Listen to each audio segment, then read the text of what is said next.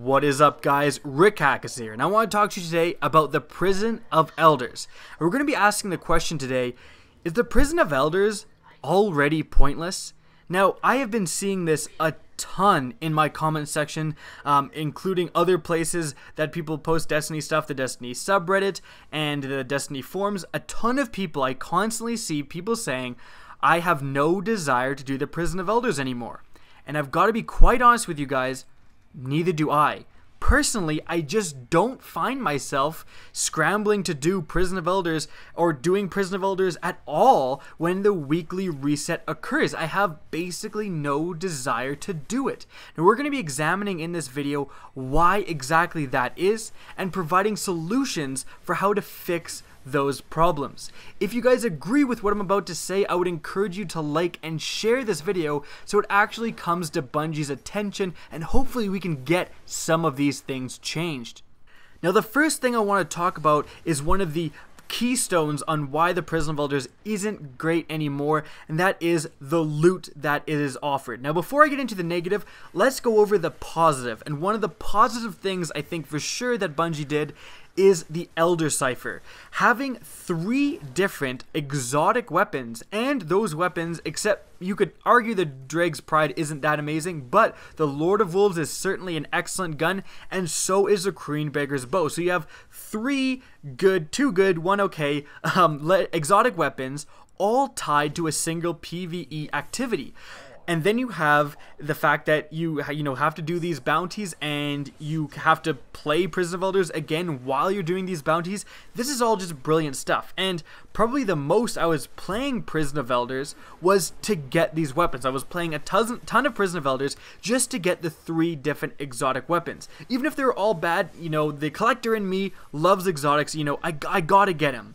And I can't imagine if the raids, the raids we have, the Vault of Glass and Crota's End, there's only 1 exotic tied to them. Imagine if in Crota's End there was 3 different exotic weapons tied to that raid. You would probably be playing Crota's End even more. You probably would have played it even more. So it's a fantastic idea by Bungie to tie these 3 legendary weapons to the Prison of Elders. But once I finally got all 3 of the exotic weapons, my playtime with Prison of Elders dropped substantially. And one of the reasons for this, well, let's just look at the other side of the loot table in the legendary weapons tied to the Prison of Elders. Now, guys, there really isn't another way to say this. They're terrible. They just are not good. One of the things I see constantly when I'm calling out these guns for being terrible is people say they're designed for PvE. And they are 100% right. These guns were designed for PvE play. But a PT Cruiser was designed to be a car. It's still a shitty car. You know what I mean? These guns, they're designed for PvE poorly. Like, they don't necessarily have to be good just because they're designed for PvE. And the best example is, let's look at what Bungie did right, what Bungie did excellently, in fact, which is the other raid weapons. Look at any of the Crota's End or Vault of Glass weapons, and they are so superior to the Prison of Elders weapons, which the Prison of Elders is supposed to stand as kind of a raid replacement. Bungie themselves said, you're not getting a raid, you're getting the Prison of Elders. And so these weapons were kind of the replacement for the raid weapons we all expected. And again, they don't even come close to the raid weapons of old. Now again, we just have to examine any of the different raid weapons. Let's look at the Fatebringer. The Fatebringer has an extra perk slot for Oracle Disruptor, so it does more damage against oracles. This is brilliant because you have a very specific PvE perk that people would basically only utilize in certain sections of the Vault of Glass, and which is exactly what stuff like Drakeburn is, very specific PvE only perks, but in addition to a normal perk. In the Fatebringer's case, I believe that normal perk is Outlaw. The Fatebringer without Outlaw and just Oracle Disruptor instead would definitely cut into the Fatebringer's use. It would be nowhere near as good as it is now. The reason being is because most weapons in the game are the same. I'm going to be posting right now. You're going to see on the screen. This is from the Planet Destiny database. auto rifles, and we're just going to go over the different legendary auto rifles in the game. You can see that there's only really 3 types of auto rifles. There's the high damaging auto rifles, the medium damaging auto rifles, and the fast shooting auto rifles. Every purple, blue, green, and white auto rifle falls into these 3 categories for impact and rate of fire with no exceptions. So there's really only 3 auto rifles in the game that spawn in different, they look different and they have different magazine sizes and stability and range differences and slight recoil pattern differentiations, and that is it. Now, of course, you can't have 2 very different guns with this mechanic. Like, 2 guns can do the same overall damage profile, but one is excellent with range and crappy in stability and vice versa. Yes, you can have differentiated guns.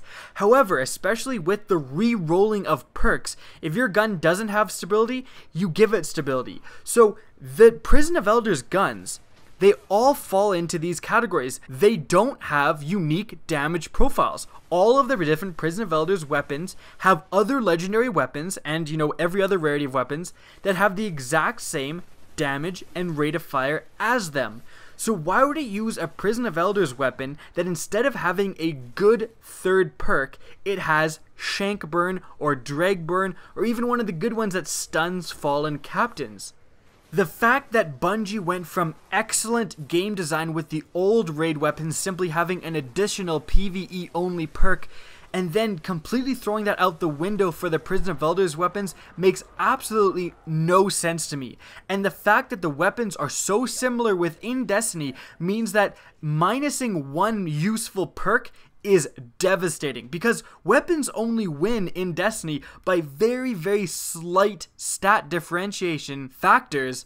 So again, if you're giving up something like Outlaw, Firefly, you know, Headseeker for Shank Burn, no shit, that gun is just going to be not good in both PvP. In PvP, it's completely useless, like those don't even matter, but in PvE as well. You're not always fighting Shanks, you're not always fighting Fallen, and yes, they are decently useful in the Prison of Elders, I guess, but I don't know about you guys, I find myself not using Prison of Elders weapons even when I'm in Prison of Elders. The Vault of Glass shotgun, the found verdict, is miles ahead of the Prison of Elders shotgun. And guess why? Because Final Round is a much better perk than Drag Burn.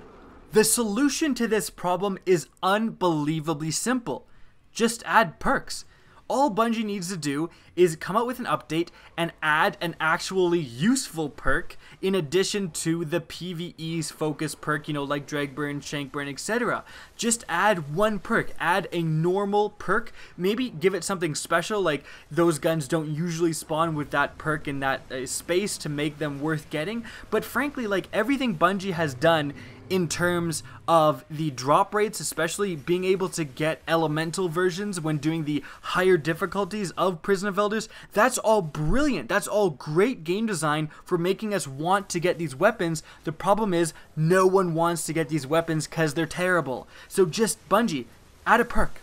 Add 1 perk and we're good to go. We're going to have weapons that are actually desirable, that people are going to go after, and that would really alleviate a lot of what people are feeling and why people aren't playing the Prison of Elders. Now, the second factor that I think is really impacting the Prison of Elders replayability is the randomization of the waves. Now, I say all this, but 28 Prison of Elders is actually pretty fun to play. I will often find myself doing level 28 Prison of Elders matchmaking with randoms when I don't want to do strikes, and it's awesome that the strike weapons like the Hopscotch Pilgrim and the High Road Soldier can spawn at the end of the level 28 Prison of Elders as well. So that's all good, but it's unfortunate that the same characteristics between randomization and the waves don't carry on from the 28 to the other higher level ones. The 28 is fun because every time you play it, it's different. The waves are all randomized and the bonuses are randomized as well. Now, the level 32 and 34 Prison of Elders runs are randomized every week, and those aren't that bad. Like, I remember there was a level 32 one where it was basically every fight was one of the boss fights. That was actually really fun. That was an enjoyable thing because you were just like, oh my gosh, another boss, and it was just completely different than what it was the last week. But the problem lies with the last one, with Skolas's Revenge. That one, I think they completely missed the mark. It totally makes sense that at the very end you fight Skolas every time. I am 100% in favor of that. That totally makes sense. However, I'm not sure why they don't randomize the first 5 waves, because Skolas is 6. I don't know why they don't randomize the first 5 waves every week with the level 35 Prison of Elders, because most people just play the level 35. You gotta kill Skolas. That's when the best drop rates are. The level 34 can drop the same, but I don't think it's as high of a drop rate. But again, the fact that you're doing the same 5 waves in a row fighting that fucking pilot servitor is gonna drive me mental. It's just not fun. I would love to, if I fought the pilot servitor 5 times in a row, I wouldn't be that upset if it was completely random, right? And the last week it was all Cabal, and the week before it was one of each different, enemy types. So I don't understand why they had this great idea about spawning with a random enemy with a random bonus, which they really do differentiate gameplay. You're going to be playing a lot differently with, primary guns doing more damage than just secondary guns doing more damage. Your gameplay is going to be a lot different, but for some reason they made the level 35 Prison of Elders the exact same thing every time, changing a few bonuses on the final fight, and they just completely missed their opportunity there, because the thing that was supposed to make the Prison of Elders replayable was its randomization. And that's what Bungie themselves said. So obviously removing the randomization from the level 35 Prison of Elders run is gonna hurt its replayability. I can't believe they didn't see this before.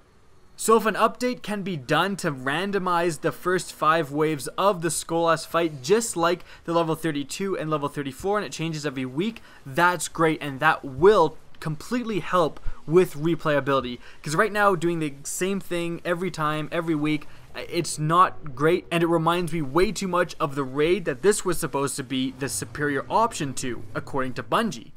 There's also a few little things that Bungie could do to increase replayability even more.